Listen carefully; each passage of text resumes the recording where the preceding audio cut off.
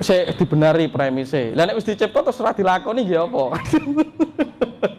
Yang benar terserah ya, itu terserah perspektif kesadarannya, bergantung perspektif kesadarannya. Kalau ada orang yang masih nyaman bahwa takdir itu adalah dilakoni dan itu sudah garis urip, monggo. Ya toh? Monggo boleh kalau nyamannya itu, nanti nek tak kasih tahu malah terganggu. Atau nek aku dhewe mengembangkan ada perspektif orang takdir itu bisa dicipta dari diri kita, monggo. Intine hanya mengajarkan orang itu kepada madep mantep dulu, mantep apa itu dulu yang dilakoni, tidak usah terlalu ngoyo, nanti akan berubah sendiri alon-alon. Kedua-duanya tidak bisa saya salahkan dan tidak bisa saya benarkan karena bergantung kepada setiap tingkat kesadaran orangnya sendiri-sendiri. Gusti itu ora ono salah bener, salah dan bener itu cuma ilusi. Gusti itu manunggal, elek apik kuwi jadi siji. Jangan dipisah-pisahkan. Kira-kira begitu ya. Terus apa mau? Oh, aduh modar lagi orang meditasi tersesat kok tersesat meditasi. Saya kiko rada rawan ya. Bentar. Ya, ini ya, aku gak ngomong satu. Sing nekone tersesat jenengan lo ya. Jadi saya cuma ngomong bahwa jagat alam kita itu terdiri dari 7 lapis tingkat kesadaran dan tingkat perangkat. Ya, ada bahasa Sanskerta ngomongnya anomaya kosa, pranomaya terserah, pakai artikulasi mana pun boleh. Wong Islam enek sing ngarani alam wahdat, akadiyat terus boleh. Tapi saya pakai bahasa yang milenial ya. Jadi kesadaran tubuh kita yang pertama itu kesadaran fisik, kedua eterik, astral, ketiga eterik, keempat mental, kelima spiritual, keenam kosmik, ketujuh nirvanik. Nah ini juga akan mempengaruhi sikap tingkah tangguh seseorang. Nah ini tadi saya tak jelaskan dari Punggawa, Satrio, Satrio Pinandito, Satrio Pinandito, Ratu, Begawan, gitu kira-kira gitu ya. Ini ditakar di dalam tingkatan kesadaran hierarki manusia. Masih ada orang yang mempercayai tingkat kesadaran kulit boleh orang Islam memaham sebagai syariat. Akhirnya dia butuh rule atau aturan yang dibuat atau distandarisasi untuk kepentingan proses. Ya, jadi orang kena disalahke. Yang kedua nanti dia akan mulai memasuki fase namanya astral. Itu tubuh uap. Jadi ketika dia sudah mulai masuk di tubuh astral itu bisa jadi dia mulai melihat asap gitu ya. Terus kadang dulu awake dhewe iku gampang merinding-merinding itu karena dia sudah berkaitan dengan tubuh astral, memiliki kemampuan masuk di medan astral. Jadi meditasi terus kok merinding-merinding ya kan ndang-ndang enek demit teko. Lah itu kan konsepsi pikiran karena dia sudah mendapat informasi bahwa demit itu mengerikan gitu kan. Akhirnya merinding itu sebenarnya adalah fungsi astralnya bekerja karena sudah dapat informasi bahwa hantu itu mengerikan, modar dia nggak melanjutkan meditasi nih. Itu mungkin tersesat step pertama. Karena sesat pola pikir sudah mendapat program, ya. Makanya jangan menyalahkan para guru zaman dulu, para wong pini sepuh. Itu zaman biyen gak didudi dhisik, penting lakonono sik kan gitu toh. Itu kan juga bijak. Tapi artikulasi itu terkadang sudah tidak harus dibutuhkan di era zaman saiki. Di era globalisasi serba pengetahuan tersebar sangat luas, kita harus benar-benar menandingi pengetahuan yang sangat banjir secara drastis ini. Nek enggak nanti nalare ciloko, karena bumi manusia sekarang sudah memadat. Nek randang didandani pola nalare berbahaya. Makanya boleh melakukan dari ranah luar terus akhirnya dibawa ke dalam. Kalau dulu ke dalam keluar, gitu kan kira-kira gitu kan. Nah nanti masuk di alam eterik. Nah itu tubuh nyawa, itu tubuh listrik, ya. Jadi di dalam alam eterik ini biasanya, jadi nek orang pas meditasi duduk merasa dia geringgingan, gitu kan. Terus kepenet gitu kok aku enek sing terus diomongin aku diencok ya apa iki kan gitu, aku kena pengikuti salah kaprah meneh.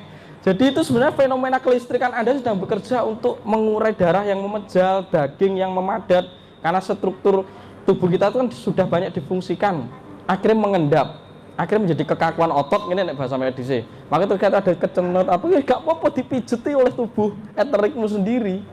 Gitu ya. Nah itu wajib disalahkan karena dapat info nek bahwa iki meditasi ning isor ruwet iki kuwi mbiyen digoni ndruwo dan lain sebagainya, terus mikir iki ketempokan ndruwo abot kaya gendong gendruwo iki kira-kira begitu. Padahal itu hanya fenomena tubuh eterik. Gitu ya. Berarti ini sesat level 2. Kesalahannya yang salah berpikir lagi gitu, salah menggunakan prasangkanya lagi. Baru level 4. Itu alam mental. Nah, ini sering terjadi. Alam mental itu alam untuk memvisualisasikan bentuk rupa ya, dan bentuk-bentuk bidang, bentuk garis, bentuk ruang, alam ruang. Ini alam ruang. Maka terkadang meditasi ketemu cahaya, ketemu sosok berjenggot, ketemu Nyi Loro Kidul, ketemu mbahmu, ketemu sosok berudeng, ketemu sosok wes macam-macam, ketemu Dewa Cikung, wes tergantung informasi yang dia dapat. Enak sing ketemu Kuan Im, enak sing ketemu Kuan Kong, banyak. Itu alam mental.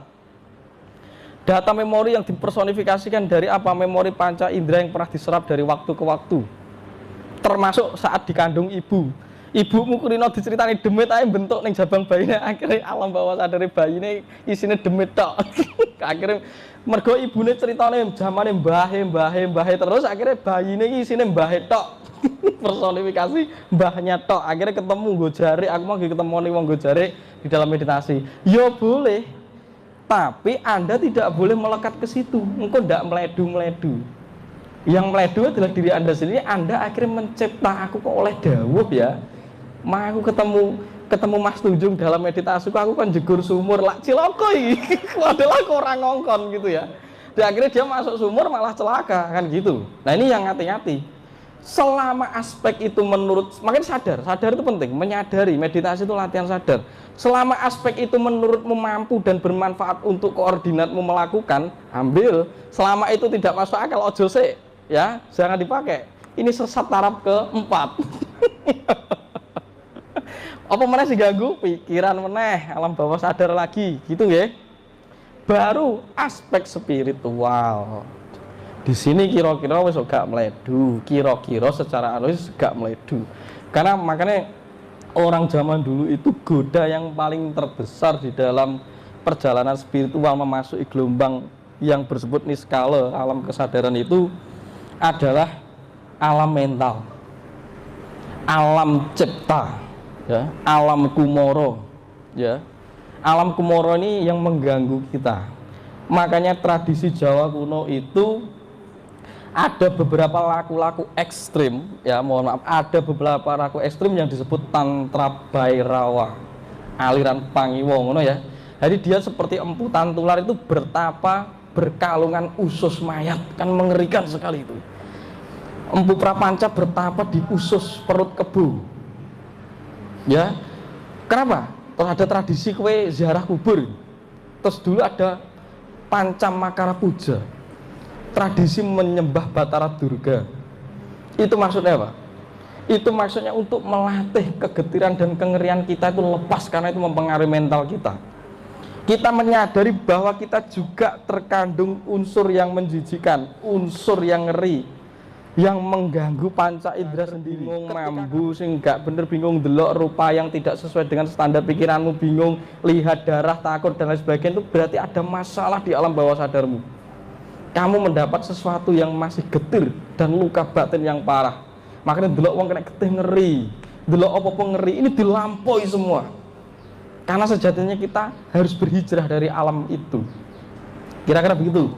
Nah, di kuburan tradisi ini masih dipakai. Ziarah gitu loh, ziarah makam gitu. Nah, sebenarnya orang yang bertapa di kuburan itu coba sirik-sirik, dia tidak memuja hantu dan demit. Dia melatih mental. Makanya mbah-mbah kita itu nengisor uwit, di dalam sungai, di dalam gua yang angker, di dalam gua yang katanya ada siluman harimaunya malah ditekani. Karena itu untuk menggempur aspek mental.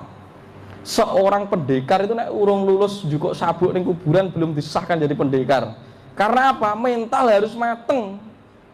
Mental yang mateng tidak mengganggu kesadaran, rasa dan berpikir.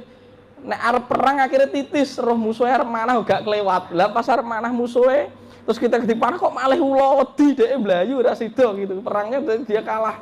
Kira-kira begitu. Jadi alam mental ini alam yang harus benar-benar ditransendensikan, dilebur kita tenanan, harus ditangani. Dari setiap kita ini loro mental, makanya enek psikolog, psikolog akhirnya mendirikan psikolog dan psikiater itu untuk membantu wong-wong sing lara mental. Karena ternyata kita itu tersesat di alam mental kita sendiri. Kira-kira begitu ya Mas Indra. Baru nanti masuk di alam spiritual. Alam spiritualnya alam sadar penuh. Malah ora eneng apa-apa. Di situ alam kesukacitaan, alam ayem tentrem yang tidak bisa diartikulasikan, pengalaman intim.